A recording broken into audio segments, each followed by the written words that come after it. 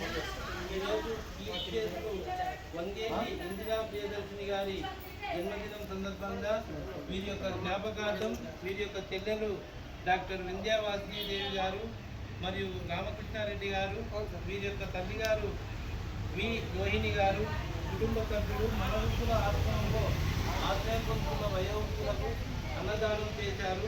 కావున కీర్తిశేషులు వంగేటి ఇందిరా ప్రియదర్శిని గారి ఆత్మకు శాంతి, సద్గతి, దైవ సాన్నిధ్యం కలగాలని ఆ యొక్క పరమాత్మను మనస్ఫూర్తిగా కోరుకుంటూ ప్రార్థిస్తున్నాము.